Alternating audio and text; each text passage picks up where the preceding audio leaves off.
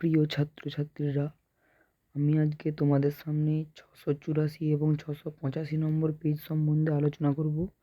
ভিডিওটি না কেটে সম্পূর্ণ দেখবেন, তাহলে গোটাটাই বুঝতে পারবেন কিভাবে হচ্ছে।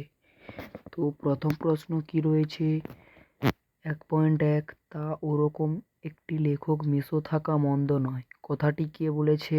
কথাটি বলেছেন কয়েদ দাগের মেজ কাকু। তারপরে 1.2 কি বলেছে, বাইজি ছদ্মবেশে হরিদার রোজগার কত হয়? খয়ের দাগের 8 টাকা 10 আনা। তারপরে 1.3 কি বলেছে, গিরিশ মহাপাত্রের কাছ থেকে গন্ডা ছয়েক পয়সা পাওয়া গিয়েছিল কোথা থেকে? খয়ের দাগের ট্যাঁক থেকে। তারপরের প্রশ্ন 1.4 কি বলেছে, প্রলয়োল্লাস কবিতাটি কবির কোন মূল গ্রন্থ থেকে নেওয়া হয়েছে? ঘয়ের দাগের অগ্নিবীণা। তারপরে 1.5 কি বলেছে, কহিলা রাক্ষসপতি হলেন কে? খয়ের দাগের রাবণ। তারপরের প্রশ্ন কি বলেছে, 1.6 আমাদের বাঁয়ে রয়েছে কি? ঘয়ের দাগের গিরিখাত। 1.7 কি রয়েছে, স্টাইলাস হলো কি? গয়ের দাগের ব্রোঞ্চের শলাকা। তারপরে 1.8 কি বলেছে, প্রবন্ধ অনুযায়ী যে সমস্ত লেখকদের ফাউন্টেন পেনের নেশা, তাদের মধ্যে অন্যতম হলেন কে? কয়ের দাগের শরৎচন্দ্র চট্টোপাধ্যায়। 1.9 বাবু কুইল ডাইভার্স বলতেন?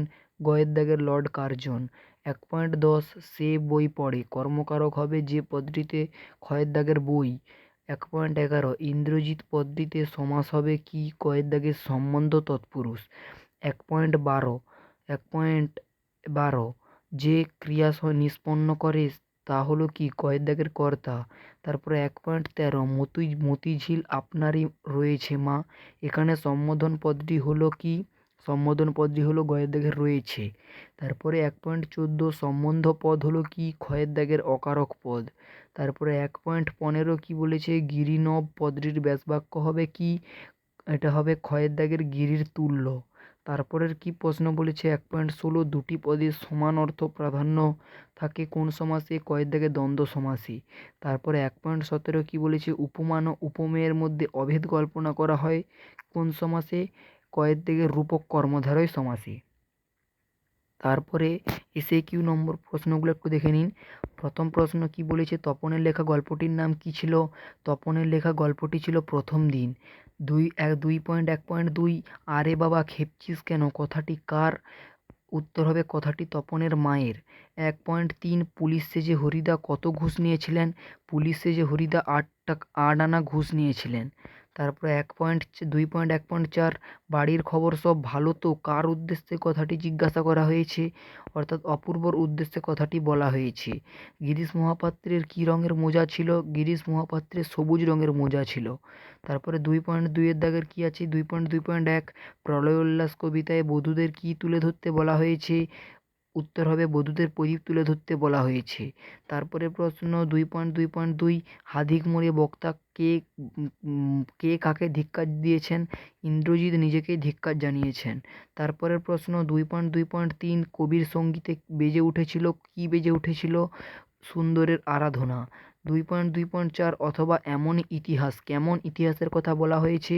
অর্থাৎ চোখ মুখ ঢাকা ইতিহাসের কথা বলা হয়েছে। 2.2.5 তারপর যুদ্ধ এলো, কীরকমভাবে যুদ্ধ এলো? রক্তের এক আগ্নেয় পাহাড়ের মতো। তারপরে 2.3 দাগের 2.3.1 কী বলেছে?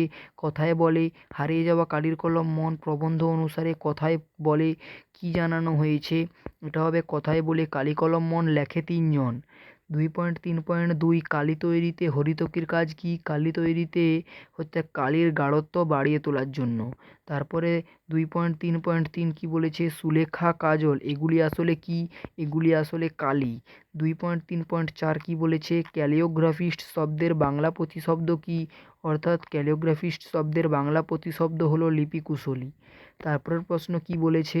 2.4 ব্যাকরণের প্রশ্ন আছে। 2.4.1 প্রশ্ন কি বলেছে? নির্দেশকের উদাহরণ দাও। তো তোমরা নির্দেশকের উদাহরণ দিবে টি, টা, টে, খানা, খানি এগুলো হলো নির্দেশক। তারপরের প্রশ্ন কি আছে? উপমান কি? উপমান কোনো ব্যক্তি বা বস্তুকে অন্য কোনো ব্যক্তি বা বস্তুর সাথে তুলনা করা হলে যাকে তুলনা করা হয় তাকে উপমেয় ও যার সঙ্গে তুলনা করা হয় তাকে উপমান বলে। কোনো ব্যক্তি বা বস্তুকে অন্য কোনো ব্যক্তি বা বস্তুর সাথে তুলনা করা হলে যাকে তুলনা করা হয় তাকে উপমেয় ও যার সঙ্গে তুলনা করা হয় তাকে উপমান বলে। বলে? 2.4.3 একটি অধিকরণ তৎপুরুষ সমাসের উদাহরণ দাও। উত্তর হবে পাঠের অনুরাগী পাঠানুরাগী, পদে আনত পদানত। তারপরের প্রশ্ন কি আছে? সমাস নির্ণয় করো ছোট মাসি, অর্থাৎ ছোট মাসি ছোট যে মাসি, সাধারণ কর্মধারয় সমাস হবে। তারপরের প্রশ্ন 2.4.5 কি আছে? ব্যাসবাক্য কি? যে বাক্য বা পদগুলির দ্বারা সমাসবদ্ধ পদের অর্থ বিশ্লেষণ করা হয় তাকে ব্যাসবাক্য বলে। উদাহরণ দিবে নিত্যকালব্যাপী যে আনন্দ, এই বাক্যাংশটিকে ব্যাসবাক্য বলা হয়। তারপরের প্রশ্ন 2.4.6 কি আছে? কর্তৃকারকে শূন্য বিভক্তির উদাহরণ দাও।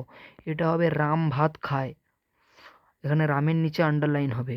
তারপরে কি বলেছে? 2.4.7 ক্রিয়ার আধারকে কোন কারকের ব্যবহার হয়? ক্রিয়ার আধার বোঝাতে কোন কারক ব্যবহার হয়?